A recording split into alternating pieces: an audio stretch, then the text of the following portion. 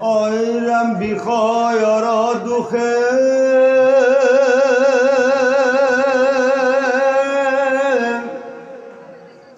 ব্যাধিবে নোৱাৰে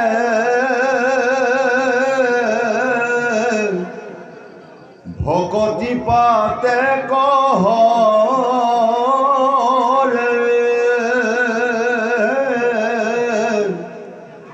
আশুক উত্তম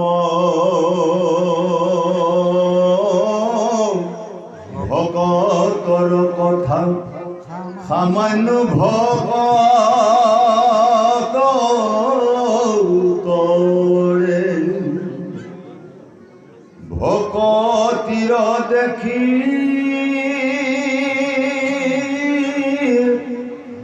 আশ্চৰ্য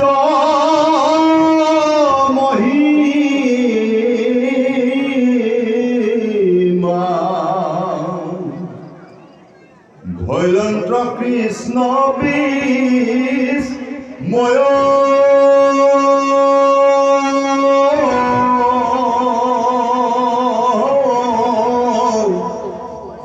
হেন জানি তু হৰিৰ নামত এৰিও সবে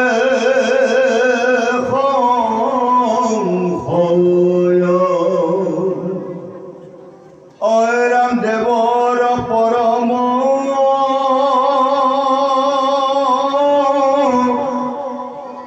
ঈশ্বৰ মাধৱ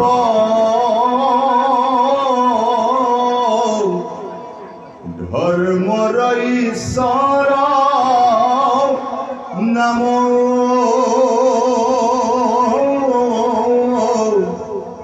সুদৃঢ় বিশ্বাসে কৰি নিৰন্তৰ সদাকি বোলাৰাম ৰাম ৰাম কৃষ্ণ হৰি ৰাম ৰাম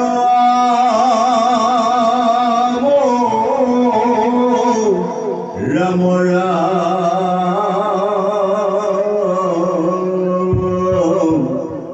হৰি ৰাম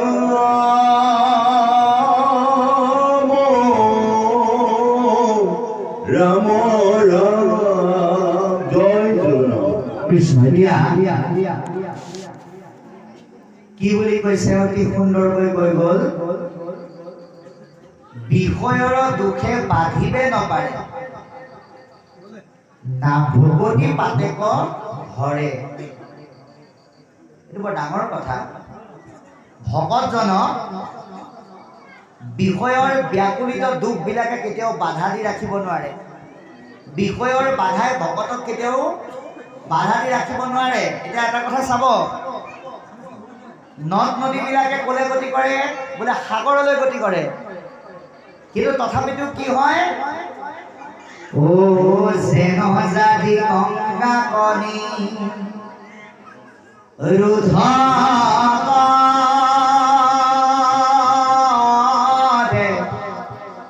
যদি তথাপি সাগৰে পৰে গয়াদে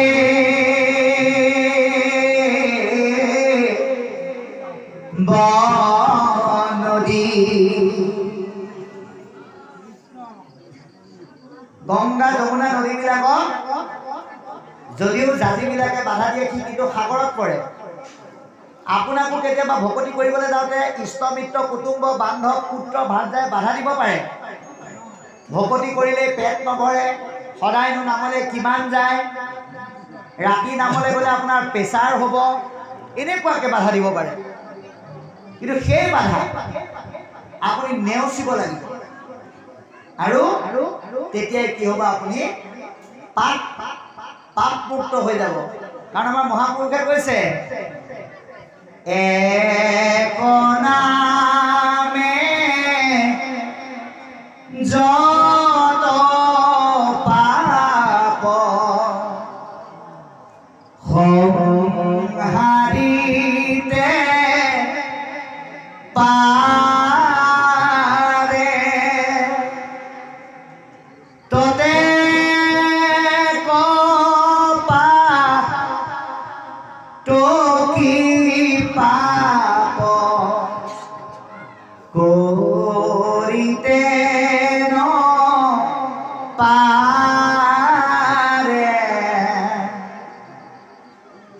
এটা নামে যিমান পাপ বিনাশ কৰে এজন ব্যক্তিয়ে বোলে গোটেই জীৱনটো সিমানখিনি পাপ কৰিব নোৱাৰে কিন্তু সেই বুলি আপুনি আকৌ দিনত বোলে বেয়া কাম ৰাতি হলে ৰাম নাম হলে নহব যিটো বেয়া সেইটো আপুনি একেবাৰে এৰিব লাগিব তেতিয়াহে কৃপা হ'ব সেইকাৰণে কৈছে ভকতিৰ দেখি আশ্চৰ্য মহিমা ঈশ্বৰৰ ধৈৰ্য বিস্ময় ভকতিৰ আচৰিত মহিমা দেখি পৰমপুৰুষ ভগৱন্ত নিজে আচৰিত হৈ গৈছে এবাৰ স্বয়ং নাৰদে ভগৱন্তক সুধিলে হে প্ৰভু তুমি নজনা কথাটো কি আছে ভগৱন্তই কৈছে মইতো সব জানো কিন্তু মই এটা কথাই নাজানো বোলে কি নাজানা বোলে মোৰ নামৰ মহিমাটো মই এতিয়ালৈকে নাজানো নাৰদ আচৰিত সৰ্বব্যাপ্ত সৰ্বশক্তিমান সৰ্বাশ্ৰয়ী অনন্ত কোটি ব্ৰহ্মাণ্ডৰ অধিকাৰী তুমি তোমাৰ নামৰ মহিমা নাজানা বোলে নাজানো বোলে কিয় বোলে নেজানো আৰু মই তুমি যদি তোমাৰ নামৰ মহিমা নাজানা তেতিয়াহ'লে জানে কোনে তেতিয়া কৈছে ভকতেহে জানে মোৰ মহিমা নিশে ভগৱন্তৰ নামৰ মহিমাটো বোলে তেওঁৰ ভকতেহে জানে কোন ভকতে জানে ভকত সকলে যেনে কৰে আশীৰ্বাদ তেৱেহে বিৰয় কৃষ্ণ দেৱৰ প্ৰসাদ এই যে ইয়াত যে বন্তি জ্বলি আছে ইয়াত যে সেৱকসকলে আমি সেৱা কৰিলো আপোনালোকৰ দৰে ভকতে যে আমাৰ আশীৰ্বাদ দিলে এই আশীৰ্বাদটোৰ যোগেদিহে কৃষ্ণৰ কৃপা পাব পাৰি ভগৱন্তই কৈছে মোলে দিয়া দৰখাস্তখনত যদি ভকতৰ চহী নাথাকে তেতিয়াহ'লে সেই দৰখাস্তখন লক্ষী বাকচৰ তলতে সোমাই থাকিব মই চচমা তলেৰেও নাচাওঁ বুলি কৈছে সেইকাৰণে ভগৱন্তক পাবলৈ হ'লে ভকতক মান্যতা কৰিব লাগিব সেইকাৰণে বোলে দেৱতাৰ দুৰ্লভ ধৰ্মৰ দুৰ্লভ সকলোৰে দুষ্প্ৰাপ্য বস্তুৰ নাম এনেহেন নাম সুদৃঢ় বিশ্বাসে কাই বাক্য মনে খাটাংকে নিৰন্তৰে বুলিবৰ কাৰণে আমাক আহ্বান জনাইছে বিশ্বাসটো কি হ'ব লাগিব সুদৃঢ় হ'ব লাগিব নদীত এডিঙি পানীত সোমাই পেলাই দূৰৰ পৰা জুইকুৰা দেখি পেলাই যদি কয় মই জুই তাপ পাইছোঁ তেতিয়াহ'লে নহ'ব জুই তাপ পাবলৈ হ'লে জুইৰ কাষলৈ আহিব লাগিব সেইটোৱে হ'ল সুদৃঢ় বিশ্বাস সাধুৰ সংগত ভাগৱত পঢ়ি আছে পঢ়ি থকা কথাটো গম পাই পেলাই যদি আপুনি সময় থাকিও ভাগৱতলৈ নাহি পেলাই কয় ঘৰৰ পৰা শুনি আছোঁ নহ'ব তেতিয়া আপুনি কৃপা নাপায় কিবা এটা অসুবিধাৰ কাৰণে আহিব পৰা নাই সেইটো বেলেগ কথা কিন্তু সময় থাকিও যদি আপুনি নাহি ঘৰৰ পৰা শুনি আছোঁ বুলি কয় সেই এডিঙি পানীত সোমাই পেলাই জুই তাপ লোৱাৰ দৰে হ'ব সেইহেতু আমাক সুদৃঢ় বিশ্বাসে ল'বলৈ কৈছে ইয়াৰ পিছত পদ আছে কৃষ্ণ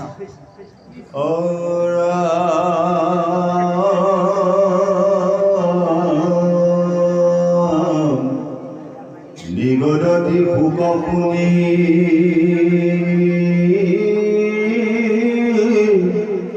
যুগনি পবৰ অভগতৰ সন্তাপ দেখিয়া পীতাম্বৰ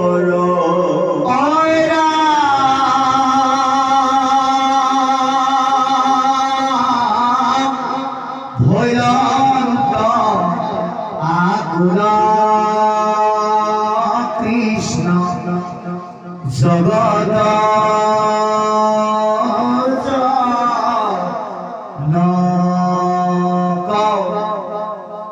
কমল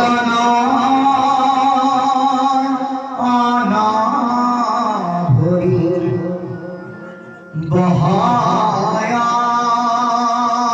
বহায়ালু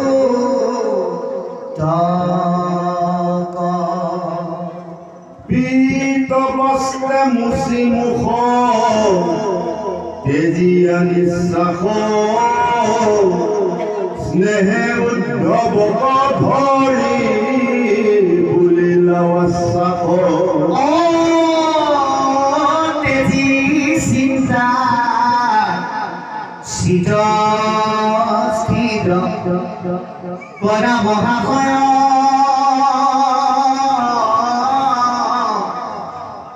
তজু দুখ দেখি মোৰ নহহে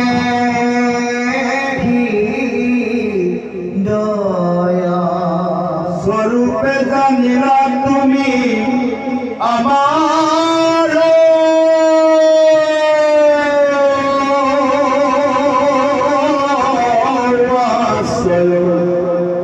বংশ কখন হৰিয়াবে অচলীয়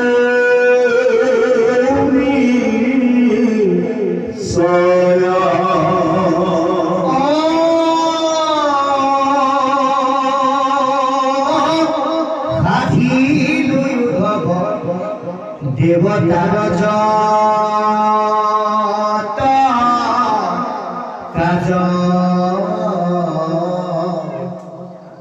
নাথাকিব তোমাৰ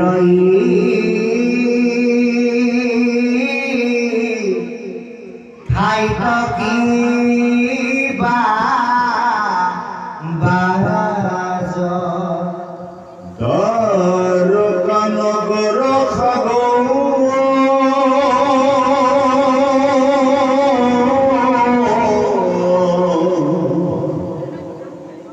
লত যাইবে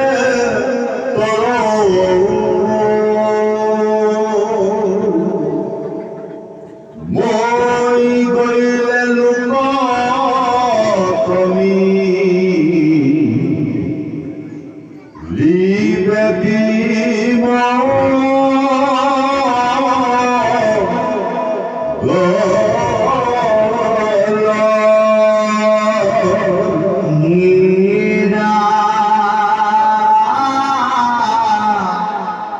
পিরিবে দুর্জন করি গুছিবে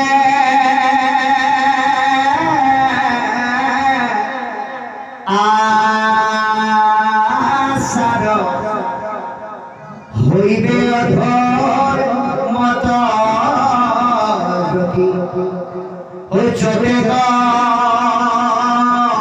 প্রচার ভূমি আমি তুয়ু গলে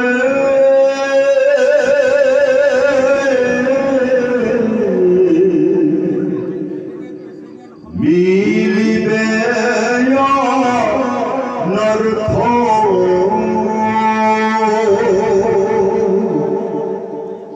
লুপ্ত হইব জ্ঞান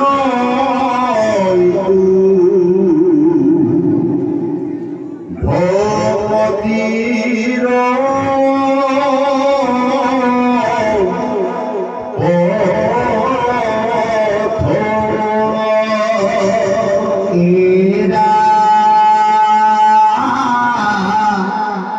অধর্মে ফিরিবে চাইবে লোকয়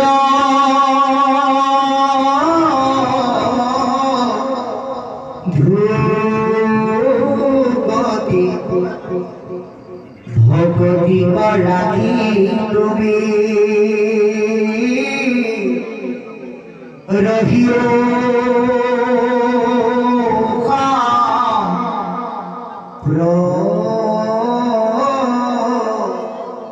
বাৰু কৃষ্ণ এতিয়া এইখিনিলৈকে কি ক'লে আমি আলোচনা কৰিম। শুকনি গদতি শুনি উপন নৃপবৰ ভকতৰ সন্তাপ দেখিয়া পীতাম্বৰ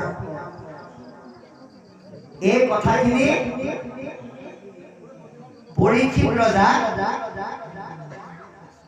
শুকদেৱে কৈ আছে, হে ৰাজন, ভগৱন্তই আটাইতকৈ সহিব নোৱাৰা বস্তুটোৱে হ'ল ভকতৰ দুখ। আৰু সেইকাৰণে ভকতৰ দুখ দেখি তেওঁ পীতাম্বৰ ভগৱন্তই নিজেও কান্দিবলৈ লাগি গ'ল। ভৈৰন্ত আকুল কৃষ্ণ জগত জন, উদ্ধৱৰ দুখ দেখি ভগৱন্ত কৃষ্ণও ব্যাকুলিত হ'ল জগতৰ গৰাকী হিচাপে।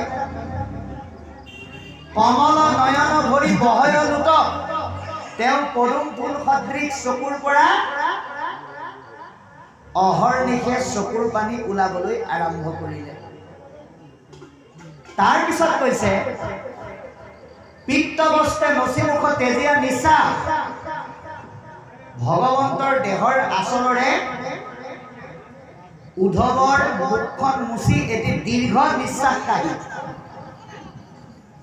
স্নেহে উদ্ধৱক ধৰি বুলিলা আশ্বাস। অতি স্নেহ কাতৰ ভাৱে উদ্ধৱক আলিংগন কৰি আশ্বাস বাণী ক'বলৈ আৰম্ভ কৰিলে।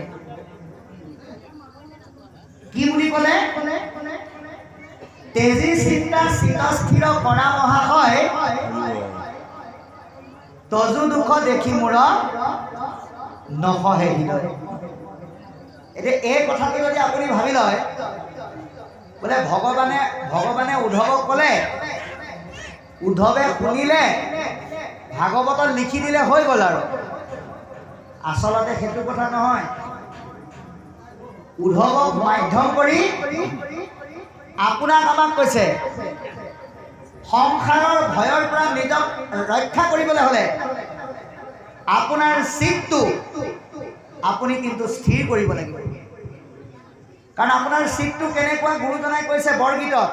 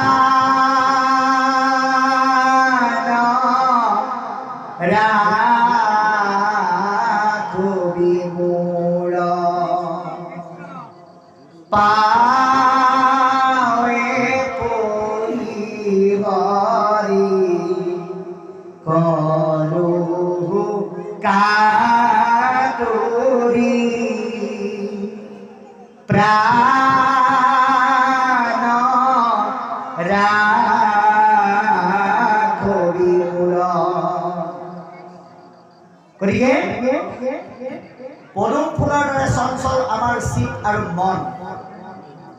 আপোনাৰ দেহটো ইয়াত আছে, এই মনটো গৈ পেলাই তৎক্ষণাত উজনি অসম পাই যাবগৈ, আপুনি গমেই নাপাব। সেইকাৰণে উদ্ধৱক কোৱাৰ যোগেদি আমাক কৈছে, চিত মন স্থিৰ কৰা, তেতিয়াহে ঈশ্বৰৰ কৃপা পাবা। তজু দুখ দেখি মোৰ নসহে হৃদয়, জীৱৰ দুখ দেখিলে, ভকতৰ দুখ দেখিলে ভগৱন্তই কেতিয়াও সহ্য কৰিব নোৱাৰে। সেইকাৰণে কৈছে, স্বৰূপে জানিলা তুমি আমাৰ আশয়, মই পৃথিৱীলৈ কিয় আহো এই কথা অন্তত অইনে নাজানিলেও তুমি জানা। অৰ্থাৎ ভকতে ভগৱন্ত পৃথিৱীলৈ কিয় আহে এই কথা জানে। ভগৱন্ত পৃথিৱীলৈ কিয় আহে? यदा यदा हि धर्मस्य ग्लानिर्भवति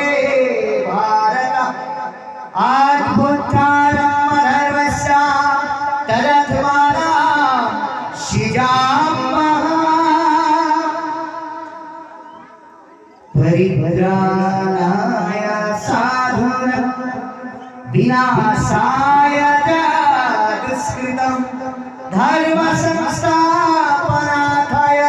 संभवामि युगे युगे। अधर्मक विनाश करि धर्म स्थापনৰ हेतु भगवान পদে পৃথিৱীলৈ আহে। এয়া উদ্ধৱকে আদি কৰি সকলো ভকতে জানে। সেই কথাটোকে কৈছে যে স্বৰূপে জানিলা তুমি আমাৰ হয় বংশক সংঘৰীয়াবে চলিব নিশ্চয়। মোৰ সকলো কাম শেষ হ'ল, কিন্তু মই বংশৰ লোকসকলক যদি থৈ মই ইয়াৰ পৰা গুচি যাওঁ, এই যদু বংশৰ লোক কৃষ্ণৰ বংশৰ লোক বুলি এওঁলোকে অহংকাৰ কৰি জগতত অত্যাচাৰ চলাব। গতিকে এওঁলোকক মই লগতে লৈ যাওঁ। সাধিব উদ্ধৱ দেৱতাৰৰ যত কাজ। মই ইয়ালৈ আহি কেৱল মানুহৰে কৰ্ম সাধন কৰা নাই, ভগৱন্তই কিন্তু দেৱতাৰ কৰ্মও কৰি থৈ গ'ল। কেনেকৈ? যেতিয়া পৃথিৱীত অত্যাচাৰ অনাচাৰ হৈছিল, বসুমতীয়ে ত্ৰিদশ সহিতে গৈ ভগৱন্তৰ ওচৰত প্ৰাৰ্থনা জনাইছিল কি বুলি? তুমি সত্যব্ৰত মুখ্যৰ সাধন সৰ্বকালে থাকা স্বামী মহাপঞ্চভূত তোমাতে উপজয় তুমি সৰ্বন্তৰ্যামী সৃষ্টিৰ অন্তত তুমি মাত্ৰ থাকা সমতাক প্ৰৱৰ্তাই তোমাৰ স্মৰণে পখিলো শৰণ তুমি বিনা গতি নাই। এই বুলি দেৱতাসকলে ভগৱন্তক স্তুতি কৰিলে। আপোনালোকে আদি দশম মেলিলে এই কথাটো সুন্দৰকৈ পাব। গতিকে এই স্তুতিত সন্তুষ্ট হৈ মানুহৰ লগতে মই দেৱতাৰো কাৰ্য সম্পাদন কৰিলোঁ। গতিকে ইয়াত তুমি কৰিবলগীয়া বিশেষ একো কৰ্ম নাই। তথাপিতো মই তোমাক লগত নিনিওঁ। কিয় নিনিওঁ জানা? দ্বাৰকা নগৰ সাগৰত যাইবে তল, মই গ'লে লোকত মিলিবে বিমংগল। ইয়াৰ অৰ্থটো কি? দ্বাৰকা মানে কেৱল কৃষ্ণ জন্ম হোৱা ঠাইখনকে বুজোৱা নাই। দ্বাৰকা মানে হৈছে আমাৰ এই দেহটো। প্ৰত্যেকৰে দেহত ভগৱন্ত আছে। যিদৰে ভগৱন্ত থকাটো উপলব্ধি নকৰে, হৃদয়ত কৃষ্ণৰ উপস্থিতি স্বীকাৰ নকৰে, সেই ব্যক্তিসকলৰ দেহ স্বৰূপ দ্বাৰকাবিলাক কি হ'ব? পাপ সাগৰত তল যাব। সেইটোকে কৈছে যে মোৰ উপস্থিতি উপলব্ধি নকৰা দেহ স্বৰূপ দ্বাৰকাবিলাক পাপ সাগৰত তল যাব। মই কৰিলে লোকত মিলিবে বিমংগল। আপুনি আমি যদি হৃদয়ত ভগৱন্তক প্ৰতিষ্ঠা কৰি নলওঁ, তেতিয়াহ'লে আমি বিমংগলত পৰিব লাগিব। গতিকে কৈছে পিৰিবে দুৰ্জন কলি গুচিবে আচাৰ। এতিয়া কলি ক'ত থাকে? দ্বিতীয় স্কন্ধ ভাগৱতে কলি থকা স্থান দেখুৱাই দিলে। শৰীৰত আছে কলি কৃতজাত দুখ গুচুব প্ৰথমে কৰা হৰি হৰি ঘোষ। গতিকে কলি আমাৰ শৰীৰত আছে। যিদিনাই আপুনি আপোনাৰ হৃদয়ত কৃষ্ণৰ উপস্থিতি উপলব্ধি নকৰিব, সেইদিনাই কলিৰূপী অধৰ্মীয়ে আপোনাৰ দ্বাৰা বেয়া বেয়া কাম সংঘটিত কৰাব। মনে বেয়া কথা ভাবিব, মুখে বেয়া কথা ক'ব, জিভাই বেয়া বস্তু খাব, চকুৰে বেয়া বস্তু চাব, হাতে বেয়া কৰ্ম কৰিব, ভৰি বেয়া ঠাইলৈ যাব, এয়া হ'ল কলি ভাৱনা। গতিকে এই ভাৱনা নাহিবৰ কাৰণে আমি কৃষ্ণ এই দেহৰূপী দ্বাৰকাত প্ৰতিষ্ঠা কৰি ল'ব লাগিব। গতিকে হৈবে অধৰ্মত ৰতি যতেক প্ৰজাৰ, কৃষ্ণ নথকা দেহৰ গৰাকীসকল অধৰ্মত ব্ৰতী হৈ যায়। সেইকাৰণে কৈছে হে ৰাউধ, এটা কথা মনত ৰাখিবা, তুমি আমি দুয়ো কৰিলে মিলিবে অনৰ্থ। আজি যদি সমাজত ভকত নামৰ যদি অনুষ্ঠানটো নাথাকিলেহেঁতেন, মানুহে মানুহক অত্যাচাৰ কৰিবলৈ আৰু কুণ্ঠাবোধ নকৰিলেহেঁতেন, সমাজত নহ'বলগীয়া দুৰ্ঘটনা আৰু হ'লহেঁতেন। সেইটোকে কৈছে যে যদি ভকতি প্ৰৱৰ্তন কৰি মই যোৱাৰ পিছত যদি তোমাৰ দৰে ভকতো নাথাকে, সমাজত কিন্তু অনৰ্থ হ'ব। লুপ্ত হৈব জ্ঞান এইটো ভকতিৰ পথ। জ্ঞান আৰু ভকতিৰ পথটো ভকত অবিহনে বিলুপ্তি ঘটিব। গতিকে হে ৰাউধ, অধৰ্মে বিৰিবে লোক যাইবে অধুগতি, ভকতিক ৰাখি তুমি ৰহিও সম্প্ৰতি। গতিকে কৃষ্ণবিহীনভাৱে যদি আপুনি আমি বৰ্তি থাকোঁ, আপোনাৰ দেহ মন অধৰ্মই ক্ৰিয়া কৰিব, যাৰ ফলত আপুনি অধুগতিলৈ যাব লাগিব। সেইকাৰণে ভকতিক প্ৰতিষ্ঠা কৰি আপোনাক আমাক সকলোকে থাকিবৰ কাৰণে পদে আহ্বান জনালে। ইয়াৰ পিছত কি ক'ব আমি চাম।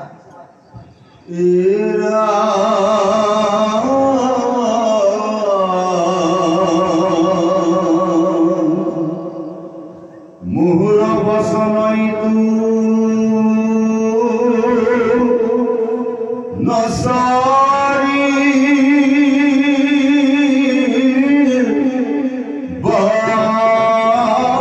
তুমি শ্রবণ কীর্তন প্রভ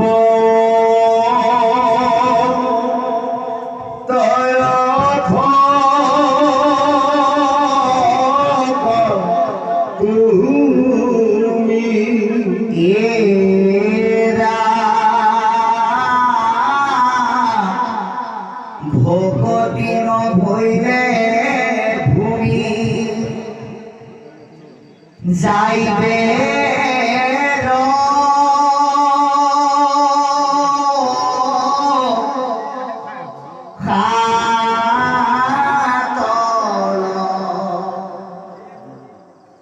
মোর আইকা পালিয়া রহিউ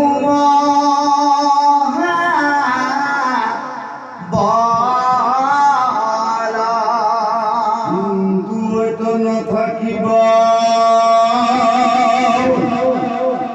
কহিল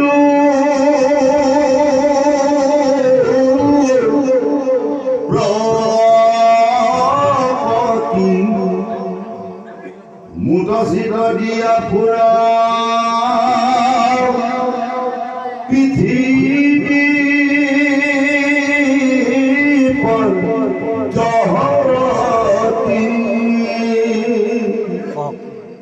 যত দেখা শোনা মায়া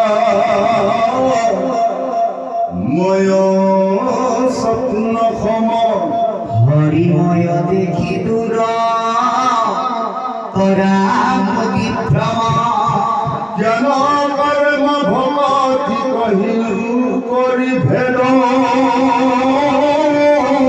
ভগতি পরম পন্থ দিদু পরিসেরা নাহি কেউ ক্রম গতি ভগতি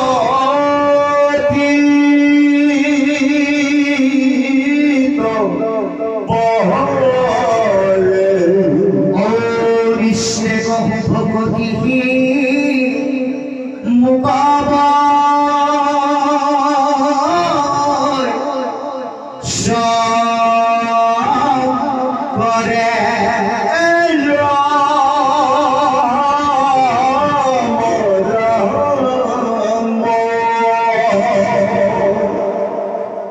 ভকতিত পরে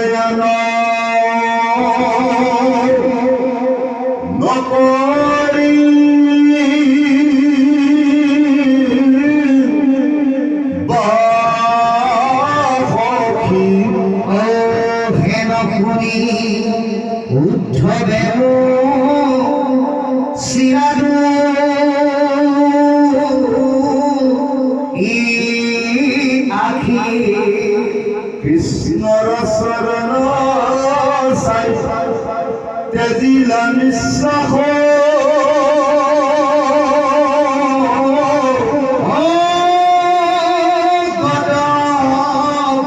বাক্যে বুলি লণ্ড লাগে